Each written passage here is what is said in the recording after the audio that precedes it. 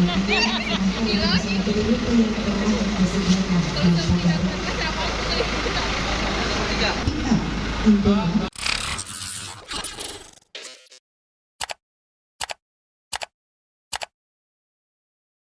yang berikutnya, selamat jalan. Sambil kita lambaikan tangan boleh?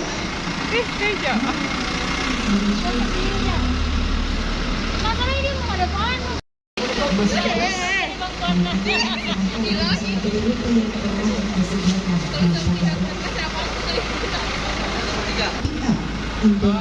Pada titik kantor Wisma sesudah BPKP. Kataku sembunyi di bawah.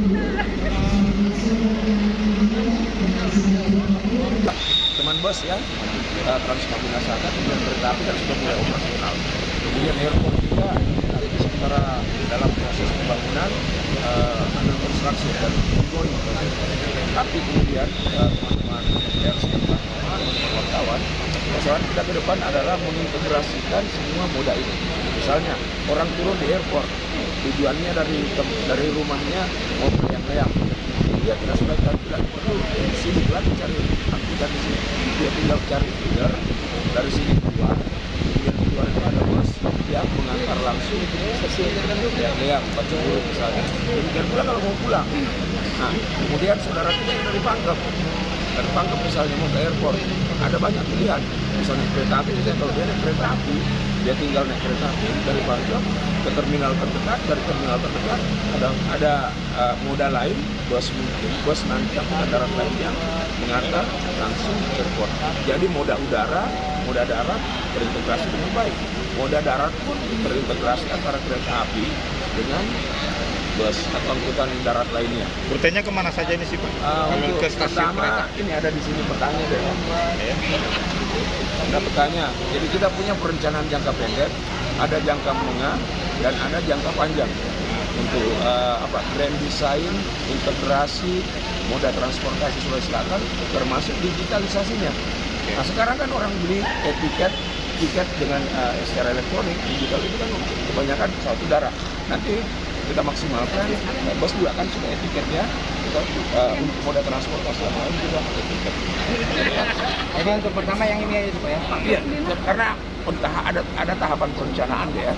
Pak, kapan mulai diberlakukan sendiri Pak? Ya, Kapan mulai diberlakukan? Mulai hari ini? mulai segera ya. Ada berapa unit sih Pak yang disiapkan ini Pak untuk busnya Pak? Kalau bus berapa unit Pak? Pak Kadis. Ini mungkin Pak Kadis yang jawab ya. PTS 87, feeder wisata 4.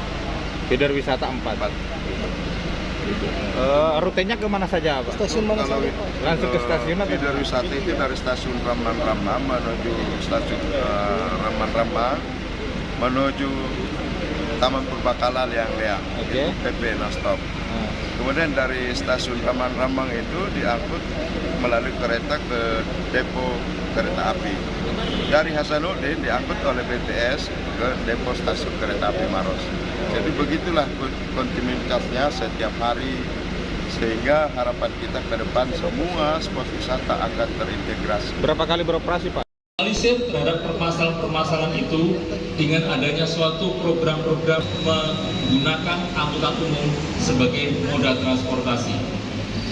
Yang namanya pertumbuhan kendaraan pribadi rata-rata adalah 12% per tahun. Sedangkan pertumbuhan prasarana yang dalam hal ini adalah maka tanpa ada upaya yang signifikan, berkesinambungan dan konsisten, maka permasalahan dan kerugian tadi tidak akan bisa